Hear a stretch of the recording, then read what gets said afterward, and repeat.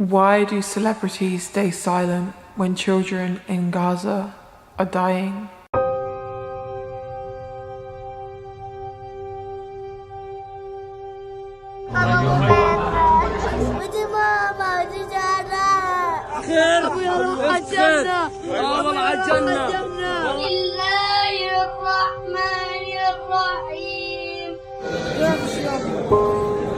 I feel like dying is the wrong word to use because dying doesn't explain the suffering that's happening when it comes to the children and just anyone living in Gaza. Dying is the best option. What's happening to most kids in Gaza is their entire bodies are being burnt. They are shivering in pain daily, day and night, without hardly any pain medication from severe burns on their body, which is one of the most worst pains in the world, according to science. They're having bits of shrapnel pulled out from their limbs. They have limbs missing. They have bits of shrapnel in their heads that are being pulled out. They are losing their entire families, like parents, grandparents, cousins, entire families being wiped out. Dying, the word dying does not even come close to the suffering that's happening. But the question still remains, why are they silent? Silence is not a neutral stance. Silence, the silence of these celebrities is aggressive and deafening. Now, I don't know if you guys have seen the Met Gala. Now, I used to live in Hollywood. I used to work in the industry for a long time. Since I was 14, I started working in the film industry. I know the industry very well. I know Hollywood very well. And you'll see that the Met Gala was filled with people spending, I think it's like £75,000 for a ticket. I'm not sure. Don't quote me on that. The tickets are very expensive. That's all I can say. The people that go, they're in these like lavish outfits that are very expensive with a very expensive makeup team.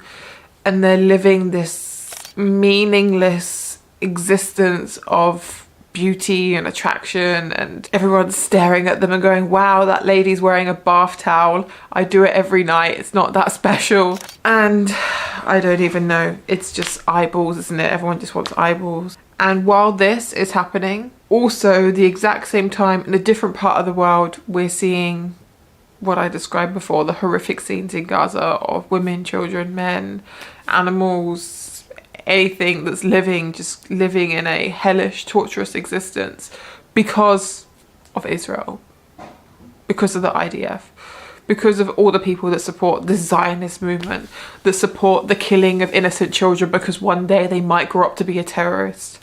This is the entire regime. And I mean, we're even seeing at the Met Gala, we're seeing people like Gigi Hadid, who is a Palestinian herself, and frankly, I don't feel like has done enough to use her voice to help the people of Palestine. The silence is just deafening from everybody. I mean, there are a few celebrities that are really standing up. Mark Ruffalo is one of them. There's the actress from Sex and the City, I don't know her name. She's one of them.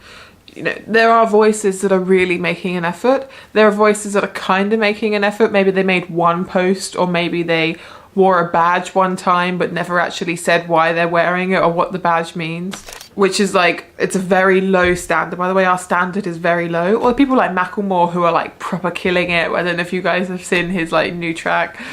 It's my like gangster side coming up. No, but honestly, like he's doing an amazing job, mashallah, who are actually using their voices to really push the message out there. And then there are just the silent ones, and their silence is absolutely destroying us. But the question remains, should celebrities be saying something? Yes, 100% yes. I mean, let me know in the comments what you guys think. I mean, it's not technically their job, but they have platforms, and their job is to be in the public eye. Anyone who's in the public eye needs to make sure they're being a positive role model.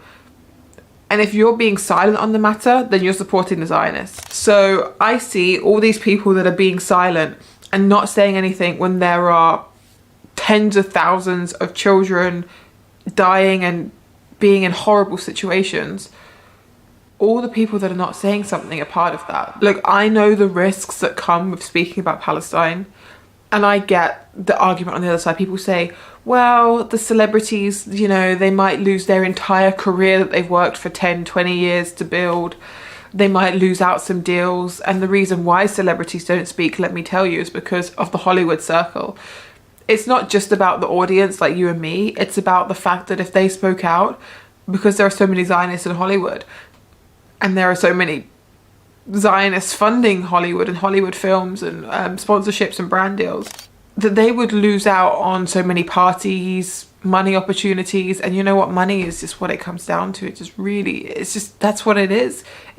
I might lose out on an opportunity to make money if I speak out against kids getting mercilessly slaughtered. That's literally it. And anybody who takes that stance, anyone who's faced with the option of being silent in the face of oppression because they don't want to miss out on making lots of money, or speaking out against what's happening with a huge chance of helping the situation, because let's say people with hundreds of millions of followers, their impact will be huge. Just by one post, one sentence, the amount of people that will then come on board and start understanding the horrors of what are happening just because of that one person is a huge impact. Don't underestimate the impact that you have, let alone these people with 100 million followers. It's a huge impact. The huge impact they could make by just doing one post, which would take like 2 seconds, 10 seconds of their time, whatever it takes. Maybe even somebody in their team does it, so they don't have to do anything. All they have to do is approve it. Little tiny bit of effort can make a huge difference, but they're not choosing that. They are choosing to be a part of the system that is killing children. And anyone that makes that choice, I'm sorry, but I can't stand by you. I can't watch you in the Met Gala. I can't follow you on Instagram. I can't watch your movies or listen to your music if people listen to music. I can't do that because I don't agree with you as a person. I think that's one of the most horrific things somebody could do as a person, is not stand up against an injustice. How would you feel if it was you? We can't look up to these people. We can't look up to people that won't stand up for children, vulnerable children. There's no politics involved. There's no controversy. It's kids. I think we need to do more to boycott these celebrities, because at the end of the day, money is the only thing that's stopping the children in Gaza from being free. Because there are plenty of people in this world that could be standing up, that could be helping, but they're too scared because they're going to lose out on money. This is a lot of this is just comes down to the fact that people who are living in their high towers don't want to stop their luxurious lifestyles. They're too scared to stop living their lifestyles. And you know what? Most of it's limiting belief, because most of the time they will speak out and they won't stop their lifestyle. They don't want to miss out on the party. They don't want to not get invited to that party. They don't want to not have the potential of making billions instead of millions just because they spoke out against a horrible genocide. Look, I understand the risks that come with speaking about Palestine. My content gets censored like crazy. I get so much less views on things than I used to get. I get so lots of my content won't even, like, YouTube blocks it. I make so many videos you just get blocked instantly and you guys never even get to see them. My Instagram is censored like crazy. All of my social media channels are censored. Even Muslims sometimes don't want to work with me because of my stance on Palestine. Not that they don't agree with it, but maybe they agree, but they're not verbal about it on their social media channels, so they don't want to, because they have like maybe a Western following, because they're not really in the Islamic scene, but they're Muslims, but they're in like the Western scene. And you know, I'm getting turned down for things there as well because of my stance on Palestine, because I am so strongly passionate against what's happening. Yes, maybe I always say this, maybe it is the mum hormones in me that see the kids and just want to like protect them and do my best. But I think you guys get it. I think you guys get how absolutely devastatingly horrible this is. And anyone who has a platform, whether they're Muslim or non-Muslim, they will suffer for talking about Palestine. They will suffer for it. But you know what? What's the point in having the platform if you can't stand up for the oppressed? If you can't do what you care about? What's the point? You're just a slave to somebody. You're just some puppet. That's not what our deen teaches us. Our deen doesn't teach us to be a slave to the system.